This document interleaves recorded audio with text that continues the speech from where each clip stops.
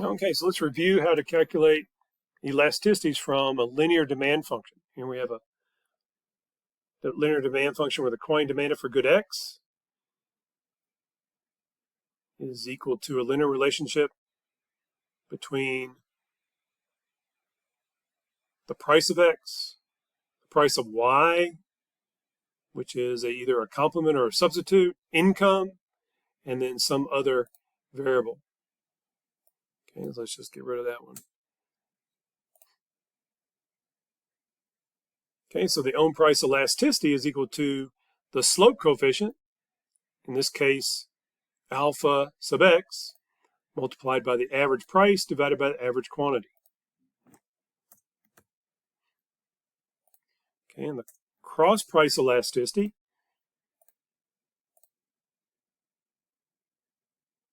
is equal to the slope coefficient on the cross price, A sub Y, multiplied by the average price of the related good divided by the quantity of X.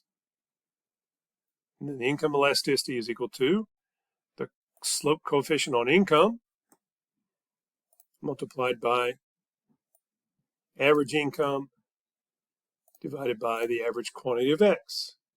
Okay, so let's look at some numbers here. So the daily demand for invigorated PED shoes is estimated to be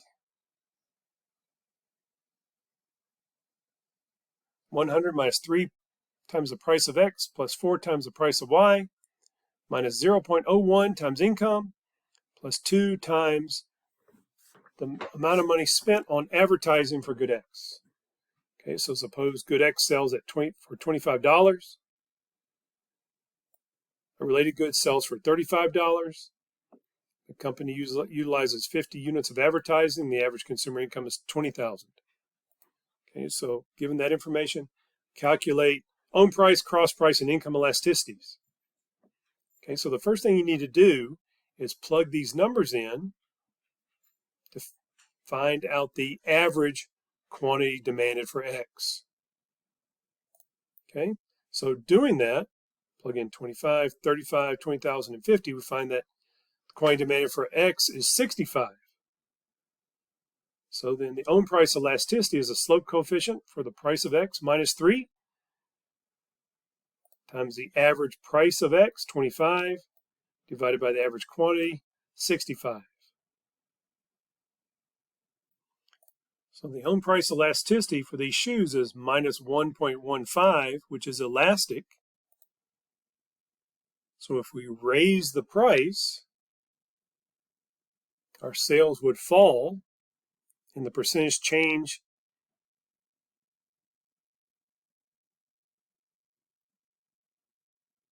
in sales would be greater. This percentage change in the reduction in sales would be greater than the percentage change in price. Our revenue is going to go down. So if we want to increase revenue, when our demand curve is elastic, we'd want to decrease the price. Okay, so performing similar calculations, we find the cross price elasticity is 2.15. Okay, since cross price elasticity is positive, we know that good Y is a substitute for good X. And then the income elasticity, the income coefficient is negative, so this is an inferior good, and the income elasticity is minus 3. Okay, so let's go back to demonstration problem 3-6 to answer our final question about rental units. So here's our estimated demand function for rental units, and we need to figure out what the own price elasticity is to determine whether it be wise to increase the price or decrease the price in order to try to increase revenues. So what we just learned is we need to know the averages of advertising and distance and price to figure out the average quantity.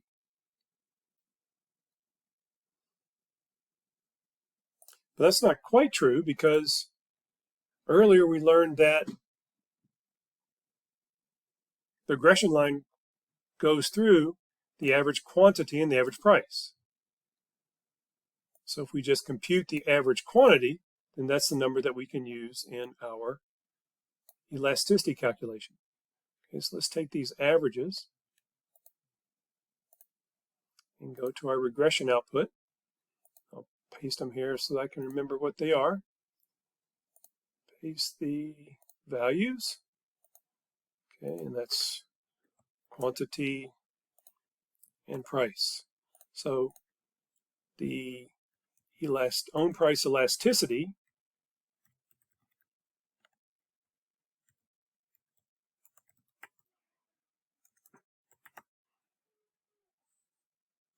will be equal to the price coefficient, B18, multiplied by, the average price, which is K2, divided by average quantity, which is J2. Okay, and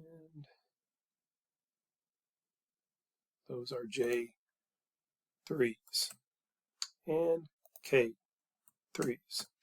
Okay, so the own price elasticity is minus 1.14. Okay, so I'm going to head back to our management problem. Okay, so the own price elasticity is minus 1.13. Demand is elastic. So if FCI raised rents at an average apartment building, there's tons of substitutes. Students would